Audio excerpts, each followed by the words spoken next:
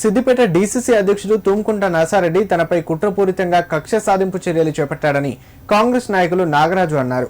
తను గతంలో కాంగ్రెస్ పార్టీలో విద్యార్థి విభాగంలో, యువజన విభాగంలో ఎంతో క్రియాశీలకంగా పనిచేశానన్నారు. గతంలో నర్సారెడ్డి చర్యలకు విసిగి బీఆర్ఎస్ పార్టీలో చేరానని, అయితే తన రాజకీయ గురువు దామోదర రాజనరసింహ సూచనలతో తిరిగి కాంగ్రెస్ పార్టీలో చేరానన్నారు. కాగా ఎన్నో సంవత్సరాలు కాంగ్రెస్ లో పనిచేసిన అనుభవంతో గజ్వేల్ మార్కెట్ కమిటీ చైర్మన్ పదవిని ఆశించగా పదవి ఇవ్వడం కోసం నర్సారెడ్డి 30 లక్షలు డిమాండ్ చేశారని ఆరోపించారు. డబ్బులు ఇవ్వనని తాను చెప్పడంతో నర్సారెడ్డి తనను సస్పెండ్ చేస్తున్నట్లు ప్రకటించారని తెలిపారు. ఈ విషయంపై పార్టీ పెద్దలకు కలిసి ఫిర్యాదు చేస్తానని, కాంగ్రెస్ పార్టీలోనే ఉన్నానని స్పష్టం చేశారు.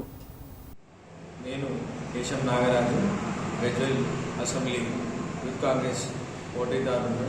నర్సారెడ్డి కోవర్టు బీఆర్ఎస్ కోవర్టుతో కలిసి చేసే అరాచకాలను చూడక నేను బీఆర్ఎస్లో చేరడం జరిగింది.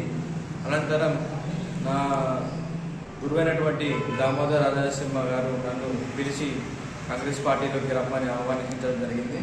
నేను వారి ఆహ్వానం మేరకు కాంగ్రెస్ పార్టీలో చేరడం జరిగింది.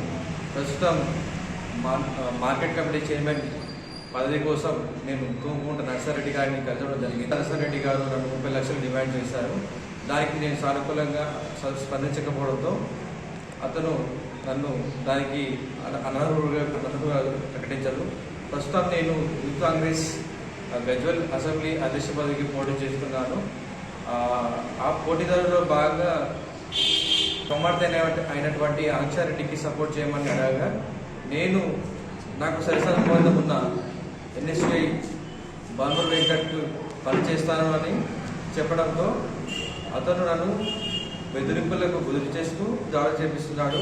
అక్రమ కేసులు పెట్టి నా అనుచరులపైన దాడులు కూడా చేయడానికి ప్రయత్నం చేస్తున్నాడు.